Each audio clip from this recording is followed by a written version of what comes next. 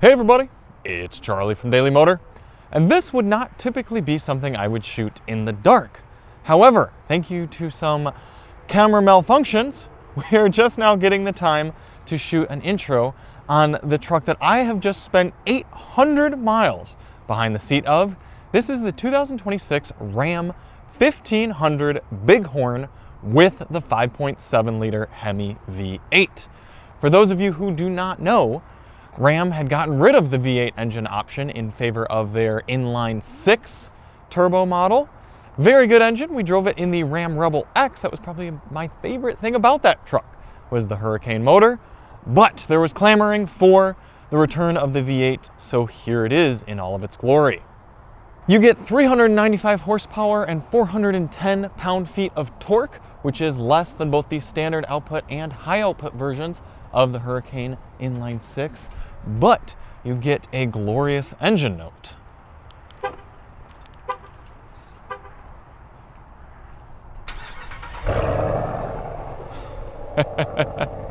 And I do have to say, after spending time with the truck, there is an argument for it. There really, really is. So hopefully you all can see fine enough, because there are some cool things about the truck that I want to show you here. This is something that I've been wanting to experience for a while. It's this new split fold tailgate functionality. So you can open this up, kind of Honda Ridgeline-esque, but you can access things in the bed so much easier. And my brother Nathan, who was with us for most of this, oh, this seems to have popped out. I apologize, Ram. That, I don't think that was supposed to happen. Okay. Shoot. You can use this and get into the bed that much easier, especially for, well, really for all sorts of different tasks. So we use that throughout the weekend. We have the Ram boxes. We use those throughout the weekend. You'll see in some of the other footage. Very nifty there. And we use the full size of this crew cab. I don't know why our lights aren't turning on here. There we are. We see the interior of this $65,000 Bighorn trim. Getting you cloth seats, which I don't mind. I actually kind of like cloth in my truck. Still the ability to fold up the seats and get a whole bunch of room back here. And it introduces us to the video sponsor, LazFit. I knew that we were going to be coming out here in the winter, going for a snowmobile ride, getting slush all around the inside of the truck, snow and mud. So we got some LazFit liners here.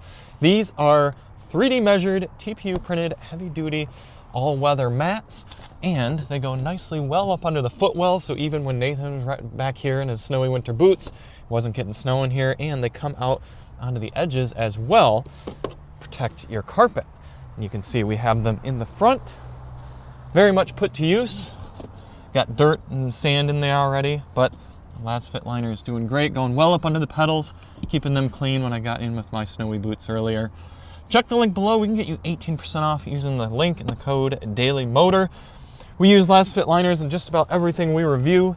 So they've got mats for all sorts of different vehicles, trucks, SUVs, cars, you name it, they got it. Check the link below, get yourself some liners. Big shout out to LazFit. But also throughout the weekend, we put the USB ports to use. I even used the 400 watt wall style outlet to charge up my devices very quickly as we were driving. Very nice there. And then getting into the front. Again, plenty of spaces to put stuff and things. We had snacks going. We had big water bottles, little water bottles. We had cans, phones, devices charging, camera equipment. It's one of my favorite things about the Ram is the interior layout. Some people complain about the rotary shifter here. I actually appreciate it. It saves so much space for this center console area. I've always been a big fan of the Ram's center area, which is how useful and practical. It's just a big place to put stuff, essentially. And there's been a lot of elements about this Bighorn model that I've actually appreciated more than the Rebel X we had. For example, the Rebel X didn't get the rotary shifter. It got a big column shifter, which took up a lot of this space. The Rebel X also had a screen right here, whereas we get a cargo area and a place to put things, and both the passengers use that throughout the weekend. So a lot of usefulness that has just been nice for a reasonable price point here in the Ram 1500. Now there's going to be a lot of footage from throughout our week with the truck, so I'm going to be dropping that in here as well. We're about midway through the weekend here with the Ram 1500 V8. Nathan and I took it up north, nice smooth highway run. And then for the last few days, we've been towing our enclosed snowmobile trailer with it. It's about 4,000 pounds all together, dual axle trailer. And I mean, admittedly, it probably isn't the engine you get in the 1500 if you do plan on doing a lot of towing. It's just hard to argue with all of the smooth low-down torque that you get with that Hurricane turbocharged inline six. That's not to say that the V8 can't do it. It's got plenty of power, but just cruising along this 55 mile an hour road, and this is by no means a scientific test, but we've been getting less than 12 miles per gallon. Again, there's no sort of scientific control there of, we haven't towed with this trailer before, and we're not dealing with much elevation or wind, but either way, when you do need to accelerate, the engine's got to kind of sing out a little bit, but there are people who want that. There are people who lived their life with V8 trucks, and they appreciate kind of coming away from a stop sign and really having to let the motor sing out there. So I can certainly see both arguments. That's by no means am I saying you shouldn't buy this motor if you do towing. I'm just saying if you're coming off of something like a 3.5 EcoBoost or maybe a larger, like a 2500 or something like that, it is really worth considering that Hurricane inline six, because there is just so much low down torque with that engine. Other than that, though, we've really appreciated the layout here of the interior on the Ram. There's so many places to put things. I've got everything from snacks and cell phones and wallets and snowmobile gloves and just all sorts of different things, camera equipment tucked around the cabin. And we've got 3 people in the truck right now. Everybody's got places to put their things. There's 1, 2, 3, 4, 5, 6, 7, 8 different USB ports just in the 5 seats here in the cabin. So all sorts of places to be charging up devices. Not only that, we've got the wireless device charger here that we've been using in and out. Some people have pointed out that they don't necessarily appreciate how the phone gets tucked in there and you sort of have to pull it out. But then on the flip side, some people appreciate that your phone doesn't fall out either way, and it kind of takes up a minimal amount of space in this large center console. Also, the cup holder is pretty darn usable. I've got a little can in one, more of a water bottle in another. But my dad also pointed out that there's no bottle holder in the doors, so it's a little bit harder to put maybe a larger water bottle in or something like that. Just coil springs here on this one. We don't have the air suspension. It's settled down decently with the trailer. Really, the ride throughout the whole weekend has been good. Nathan was pointing out through a lot of the corners, having the independent rear suspension, handled very nicely for a full-size truck like this. And again, having that V8 engine, you put it into sport mode and you kind of get to enjoy listening to it a little bit more rewarded when you sing it out. These mirrors are not the big extended tow mirrors. These are just the standard ones. You can just barely kind of see behind us with this enclosed trailer. And we do have the blind spot monitors as well, or blind spot mirrors, I should say, and blind spot monitoring back there. And the blind spot monitoring adapts to the length of the trailer. I didn't even have to put anything in. It just sort of estimated the length. It says 20 feet. This trailer isn't quite 20 feet, but it kind of goes in increments of 10, 20, and 30 feet trailers. So we would definitely want to be at about that 20-foot estimate right now. Other than that, Nathan and I have also really appreciated the gauge cluster on this. It tells you the information you need right in the center, but you've still got the physical analog gauges that just look really cool. 33-gallon fuel tank, so despite us not getting the best fuel economy pulling the trailer here, we should be able to go quite a distance. Yeah, no, so far so good here pulling with the Ram 1500. Out here on our last day with the Ram 1500 V8, we got Nathan in the passenger seat. Big throwback to having him in the videos. And we are hauling the 2026 Skidoo Backcountry XRS snowmobile in the back of the truck. Despite this being the shortest bed option on the Ram 1500, the longer sled still fits in the back, and it's kind of cool that even with the Ram boxes, you can still fit a full width snowmobile in the back there, 43-inch ski stands. It kind of is just barely tucked in. I think if you had some big mountain style skis, it might be tough in there, but generally the mountain sleds have narrower ski stands, so you really might be okay. And we have put the Ram boxes to work. We used them yesterday for putting our gear in there. We put some of our wet stuff in and some of the things just to kind of free up some of the space in the back seat since we had 3 people in the truck. Really, we haven't had any issue storing stuff at all in the truck so far. We also currently have a cake in there right now. You're right. Cool. And that's a good point. Nathan pointed out, he's like, well, in the colder weather, it sort of works like a refrigerator. So it's nice having that ability with those Ram boxes. The rear tailgate that we'll see probably earlier in this video, actually, the split fold has been cool to live with. You guys were rearranging the bed a little bit in preparation of putting the sled back there. Did you guys use the tailgate, like, swing out? Yes, we did. Was it easier then to reach in and grab the stuff? Because, like, you had to get that divider that was in there, right? Oh, yeah. It was much easier to get that divider out of there. Because if it were a normal tailgate, you probably would have had to crawl up into the bed. Yep, and with there's little steps back there you can actually utilize when you have the split folding open versus the tailgate down. Yeah. And also that step where the license plate is, normally you never ever utilize that in a regular pickup unless you're climbing over the tailgate. Oh, you're right. That's a good point. If you have it open, it makes it a lot easier to step in. Yeah. Okay, I didn't even think about that. Huh. Other than that, we have appreciated the independent rear suspension. This thing has ridden nicely through all of our different sort of driving. V-8, hasn't gotten amazing fuel economy over the last 150 miles when we had the trailer and then some idling, and then now with the snowmobile in the back, we've been averaging 10.2 mpg. Now again, I don't have any sort of comparison though with that big, tall, enclosed trailer. I don't know what we'd be getting with any other sort of engine. So take that with a huge grain of salt. But I know earlier in the video I was saying the Hurricane would pull better, but it is just so cool getting to kind of do your daily driving like this and hear that sound, especially in the day and age where so many engines are going smaller and going electric, this, that, and the other. It is cool to just, get that sound. If you're buying a full-size pickup truck, there's a decent chance you're doing it for some degree of emotional appeal, especially if you're going to pay this sort of money. Why not like what you drive as opposed to just have it work for you, I did also notice when the hood was open that there seems to be a lot of space at the front of the engine if you need to change pulleys or belts or anything like that, work on that e-torque system. It did look very simple and very welcoming. That's cool. To get in there and wrench on. Yeah.